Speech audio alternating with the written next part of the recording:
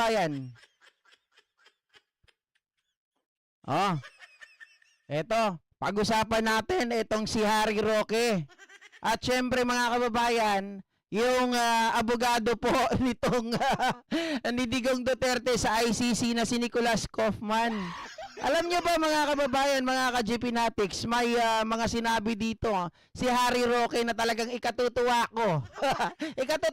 Ikatutuwa nyo, ikaiinis na mga DDS. Alam niyo ba mga kababayan na mukhang kinakalaban na talaga ni Harry Roque itong si Nicolas Kaufman.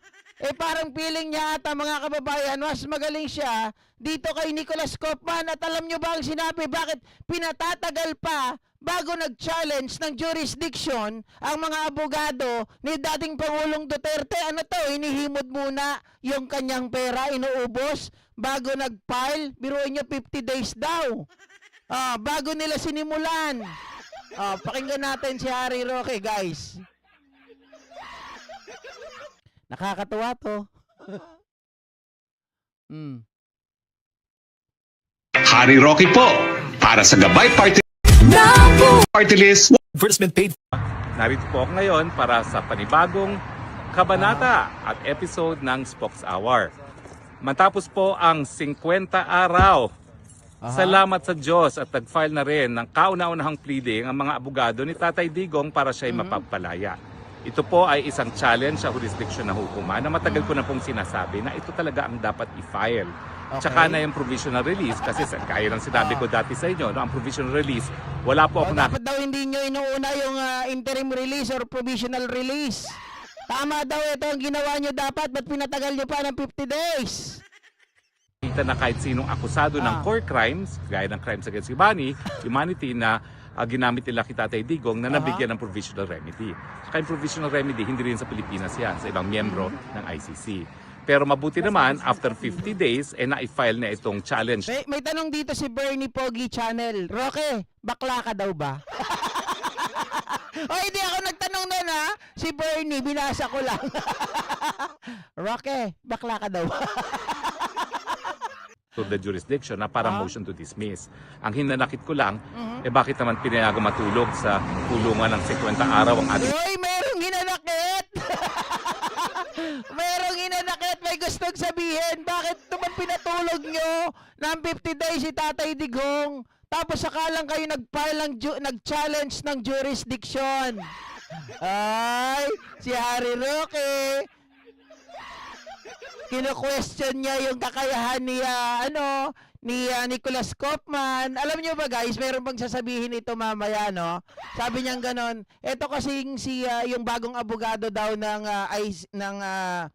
kampo nila Digong, si Charles Atayon, mga kababayan, ay magaling daw. At ito daw mga kababayan ay hindi nang iiwan sa ere. Parang binabanatan mo ngayon itong si Nicolas Kaufman. May dati kasing hawak na kaso rin sa ICC. Binitawan niya bigla. Alam niya siguro, talo na. Wala nang mahihita, wala nang pera. Yun, iniwanan sa ere. Tatay Digong bago mag-file ng ganitong lack of jurisdiction. Siyempre, alam nyo na ang dahilan yan.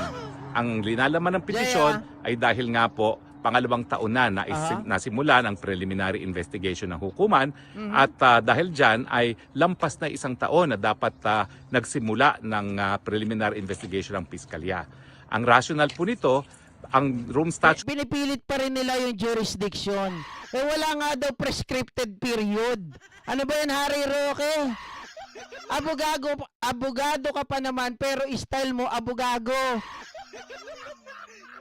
Sabi ng ICC, kung aalisin yung tinatawag pag inimplement yung prescripted period, mga kababayan, di nabaliwala na yung paghahanap ng mga dokumento, paghahanap po ng mga ebidensya laban dun sa akusado. Diba alam naman natin ang isang taon ay napaka-iksi niyan. At alam natin ang prescripted period, yan po ay implemented sa isang bansa. Kagaya po ng Pilipinas, kaya sa kasong libel mga kababayan, kailangan within 6 months ata. 'Di ba? Makasuhan mo na yung tao, otherwise ay wala na, mababaliwala na. po, hindi mandatory. Libre ang mga bansa magdesisyon kung sumapi at libre ng mga bansa na magdesisyon kung sila bibitiw na sa ICC. At kapag sila ay nagdesisyon na bumitiw, hindi naman ibig sabihin na forever sila may duty to cooperate. Nakasaad mismo sa tratado ng Rome Statute at sa desisyon ng Burundi na kinakailangan simulan yung trigger to the court's jurisdiction, which is the preliminary investigation, sa loob na 1 taon matapos ang deposit of instruments of ratification. Ang sasabihin ng prosecution, yung preliminary examination daw ay nasimulan doon sa unang taon kung kailan nagbitiw ang Pilipinas. Pero yung preliminary examination, hindi po yan sakop ng formal na stage ng ICC. Yan po ang Magkaiba naman yung preliminary investigation at preliminary mga kababayan, yung tinatawag na kalimutan ko yung wait lang. bitiw ang Pilipinas. Pero yung preliminary examination, Yung preliminary investigation at preliminary Roque. yung preliminary examination, Examination, di ba? Magkaiba po 'yun mga kababayan. Hindi 'yun iisa lang. Magkaiba po 'yun ng kanila pong requirements. Basta ang usapin dito, walang prescripted period doon sa pag-iimbestiga kung kailan po sisimulan yung paglilitis dito kay Digong Duterte. Ganun lamang 'yun. hindi po yan sakop ng formal na stage ng ICC. Yan po ay lahat ng sources pwede tignan ng prosecution para malaman niya kung talagang magdediretso siya sa preliminary investigation. Ang kauna-unahang pagkakataon na nagtitrigger sa court's jurisdiction ay yung preliminary investigation at yan po ay nasisimulan kapag humingi nga po ng leave of court sa pretrial chamber na magsisimula ng preliminary investigation. Diyan po tayo natalo. At ang dahilan na kaya tayo natalo ay unang-una, hindi inallege ng Office of the Solicitor General yung lack Ay di namin muna natatalo na tayo noon. So meaning to say mga kababayan, if I'm not mistaken, if I understand it right, bakit nag-challenge pa kayo ng jurisdiction ngayon kung alam nyo na natalo na pala tayo noon? 'Di ba? Na nag-continue pa rin yung investigasyon, kaya nga ngayon si Digong nandoon sa dahig. Baka gusto mo samahan. 'Di ba? Tapos ngayon sasabihin mo, dapat wala na, dapat dismiss na. Useless pala. Yung tinatawag ninyo, yung pag-challenge nyo ng jurisdiction, kung noon natalo na pala kayo. jurisdiction. In fact, isang paragraph lang po sinabi nila sa pretrial chamber na UN Charter pa in-invoke nila. No? Hindi nila diniscuss kung ano yung epekto ng pag-withdraw at yung pagsisimula ng preliminary investigation. Alam mo, kasalanan niya ni Digong. Kasalanan nyo yan ng mga abogado ni Digong dati. Bakit kasi pinayagan nyo si Digong Duterte na umalis sa ICC?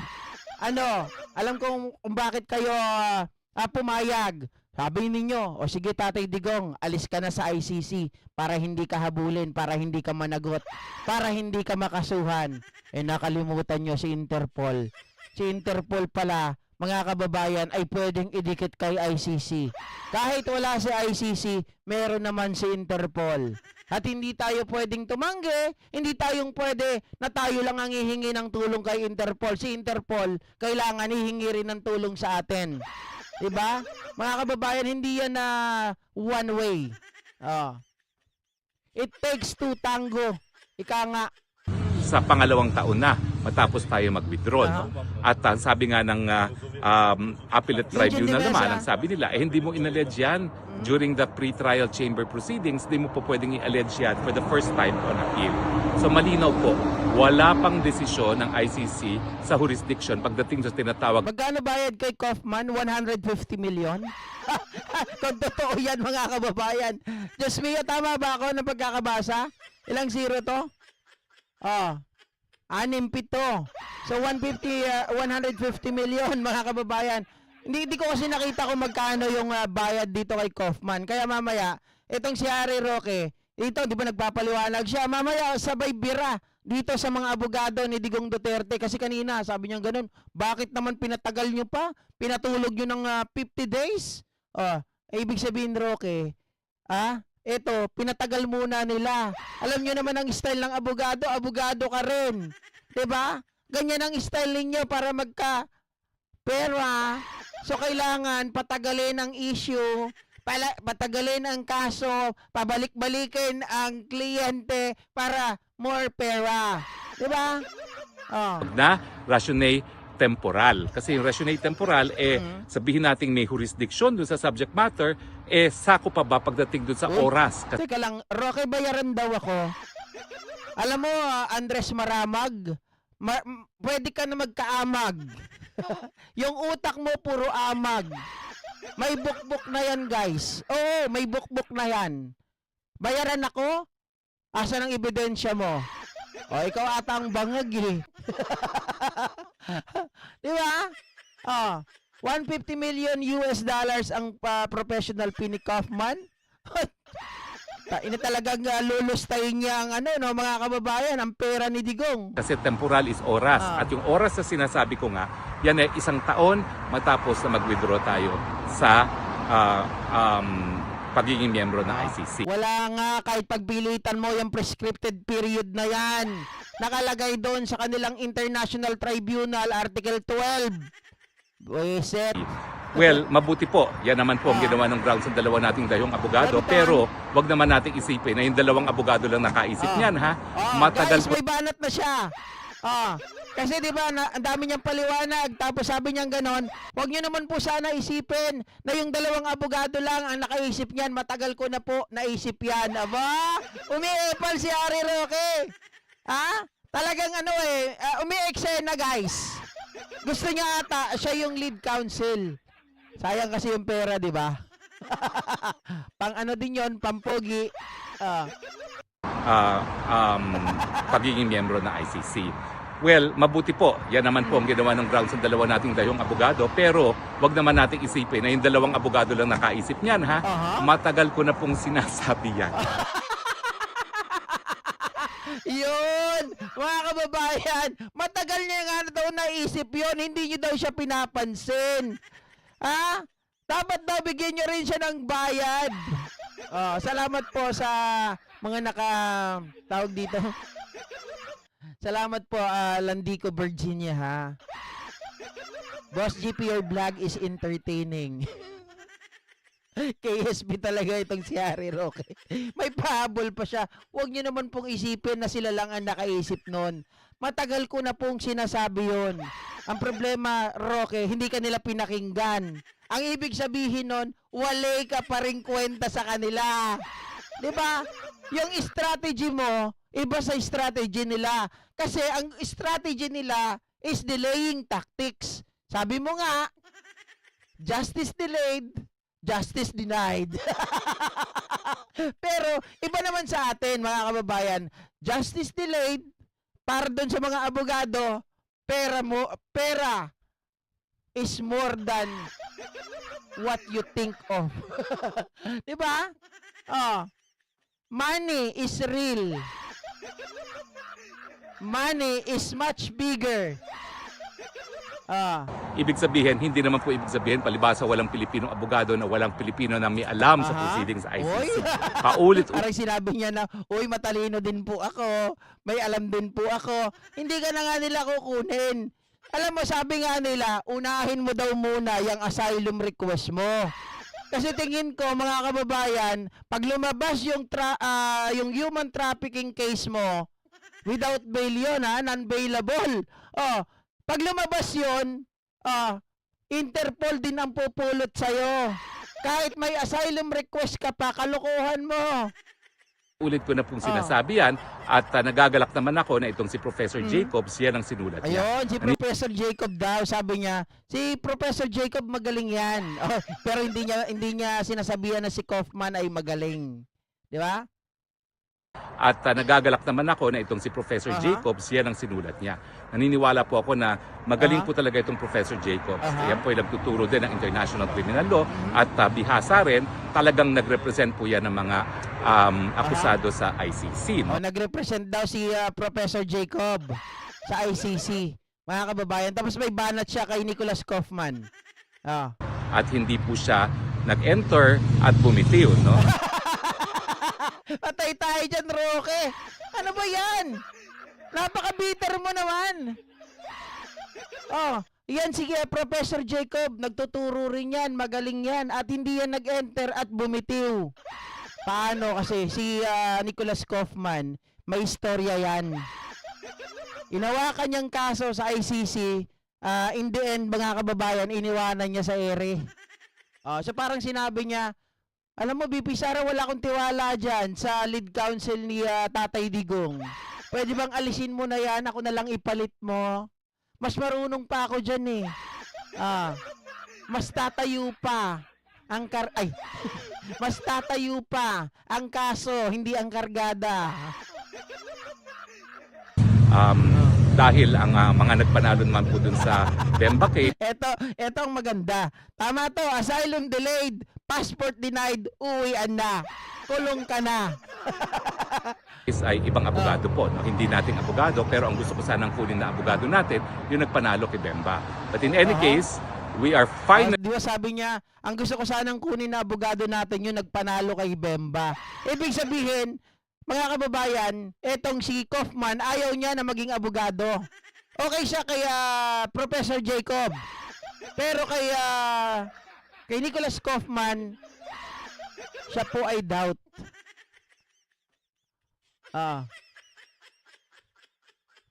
Sabi ni Landico Virginia, in fairness, sa mga abogado kailangan i-review ang case at tingnan ang technical points kung saan gagaan ang verdict or kung saan lulusot. Though it's true that delay has money value. Tama naman yon, mga ka-JP Natics, no?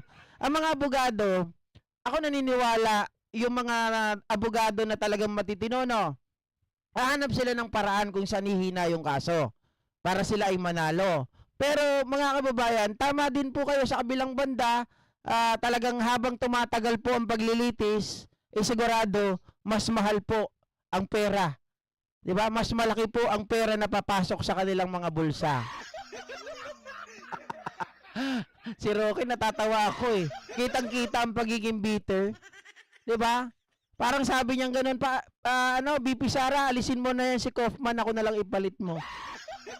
Finally happy na after 50 days na kinulong nila si Tatay Digong, meron na tayong motion to dismiss, no? Dahil ngayon, kinakailang desisyonan na yan ng hukuman. Ako'y kampante na talaga magdidesisyon ng hukuman. Kasi nga kung babasahin nyo yung desisyon doon sa whether or not magtutuloy ang preliminary investigation, sinabi talaga nila, hindi ito desisyon sa jurisdiction ng hukuman kasi hindi inallege ng Pilipinas.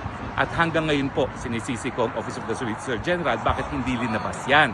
Dahil ang kwento po niyan, bago naman ako tumakbo nung eleksyon, nung 2022, ako po yung nanguna doon sa Sisihin niyo pala yung mga sarili niyo dapat.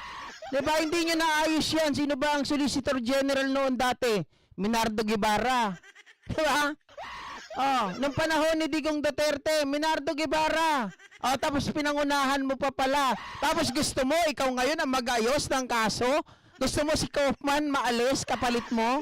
Agency na body na binuo para nga sumagot dyan sa request ng ICC sa komento kung magtutuloy nga ang preliminary investigation. Nagulat na lang po ako na kumuha sila ng isang abogadong dayuhan at hindi na pinadaan sa ating mga Pilipino ang kasama. Wala talagang tiwala si Rocky dito kay Nicholas Kaufman. Dito to. Guys, sa mga pananalita ni Rocky, hindi niya lang madiretso na wala akong tiwala dyan. Pero nagtataka ako, sabi niya ganon, bakit hindi na nila pinadaan sa ganitong mga proseso? So ibig sabihin, siya po ay nagdududa. Siya po, mga kababayan, kinu-question niya mismo yung abogado na si Kaufman. Bakit hindi ka nalang makipagtulungan? Ha? Bitter mo naman, Rocky. Sagutan, no? Pero yun nga po, nalulungkot ako na hindi inallege ang lack of jurisdiction. Ang inallege lang nila yung tinatawag na complementarity na nagsasabi na hindi magtutuloy. Ang complementarity kasi, mga ka-GP Natics, ito pinaglalaban talaga nila to eh. Kasi alam nyo kung bakit gustong-gusto nila Duterte na kasuhan dito, kahit na sila ba to, di ba lagi nilang sinasabi yan, na kung may kaso, kasuhan nyo kami dito.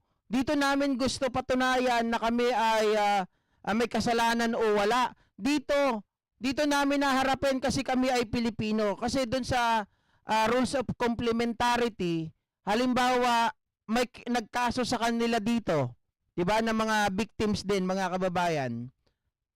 mababaliwala yung sa ICC. So, ang mangyayari, sila Digong dito lilitisin. Wala na yung sa ICC. Yan ang gusto nilang mangyari. Mabuti na lang kamo, mga kababayan, yung mga biktima ay meron pong mga abogado na talagang sila po ay nagagabayan para hindi po sila magkamali. Kasi the mere fact, mga kababayan, na ang mga ito ay magkamali sa kanilang desisyon na kasuhan si Digong Duterte and cohorts dito mismo sa Pilipinas, sigurado po wala nang mangyayari dyan. Hindi na natin mapapairal na makuha ang hustisya para sa mga kababayan natin na biktima ng extrajudicial killings. Yan ang pilit nilang inaano dun sa mga kababayan natin. Pinipilit po nila na yan ang mangyari. Tuloy ang proseso kapag ang mga lokal na hukuman ay able and willing. Ang sabi ng pre-trial tribunal, dahil hindi ka nag-discuss ng lack of jurisdiction, inaamin mo na merong jurisdiction. Pero ganun pa man, dun sa desisyon ng pre-trial chamber, sinabi talaga nila, hindi ito desisyon sa jurisdiction. Hindi kasi inallege in the first place yung lack of Okay, jurisdiction. mga kababayan, sa madaling sabi, umamin ka na talagang kahit mag-file kayo o mag-submit kayo, mga kababayan, challenge nyo ang jurisdiction, wala na yan say. Useless na yan. Tapos sabi mo ngayon, yan dapat ang inuna. Useless na rin pala. Di parehas lang kayo kung tutusin ni Kaufman.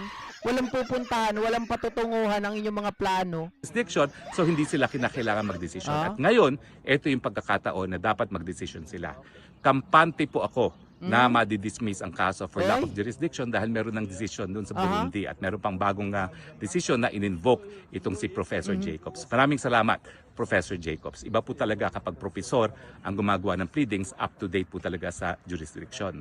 Nagpapasalamat kay Jacob pero kay Kaufman ayaw. Bitter ka kay Nicholas Kaufman kasi hindi ka pinapapasok doon kay Digong Duterte, no? Malamang sa malamang mga kababayan na nag-utos doon kay Jacob, baka mamaya yung mga nasa kabilang kubol. Sino yung mga nasa kabilang kubol? Yung mga kalaban nila.